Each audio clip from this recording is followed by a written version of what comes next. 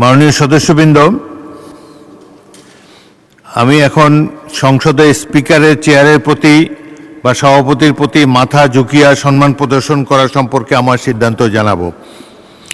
গত 16 জুন 2026 তারিখে মাননীয় সংসদ সদস্য মোহাম্মদ মুজিবুর রহমান রাজশাহী 1 এবং 17 জুন 2026 তারিখে মাননীয় সংসদ সদস্য জয়নুল আবেদিন ফারুক ফেনী 2 কর্তৃক সংসদের সভাপতির প্রতি ঝুঁকিয়া সম্মান জানাবার বিষয়টি সুরাহার জন্য পয়েন্ট অফ অর্ডারে অনুরোধ জানান। বিষয়টি পরীক্ষা নিরীক্ষা করে জানানো হবে মর্মে আমি জানিয়েছিলাম। সেই প্রেক্ষিতে আমার পর্যবেক্ষণ ও সিদ্ধান্ত জানাচ্ছি।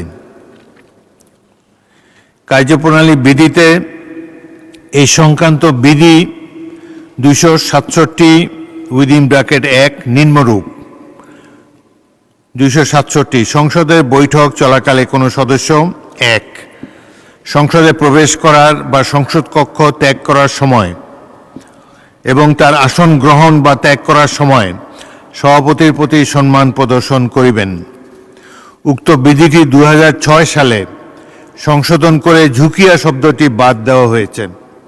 আমি পরীক্ষা করে দেখেছি, 8ম সংসদের কার্যপ্রণালী বিধি সম্পর্কিত স্থায়ী কমিটি 20 সেপ্টেম্বর 2026 তারিখে সংসদে একটি রিপোর্ট উপস্থাপন করে।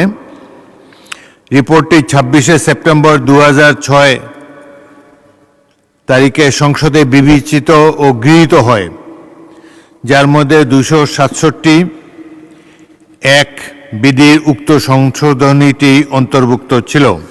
অতএব আমাদের কার্যপ্রণালী বিধির 267(1) বিধি হইতে ঝুঁকিয়া শব্দটি বাদ দেওয়া হয়েছে। সেহেতু মাননীয় সদস্যবৃন্দ, আপনারা জাতীয় সংসদে যার যার ধর্মীয় রীতি অনুযায়ী স্পিকারের চেয়ারের প্রতি বা সভাপতির প্রতি সম্মান জানাবেন। ধন্যবাদ।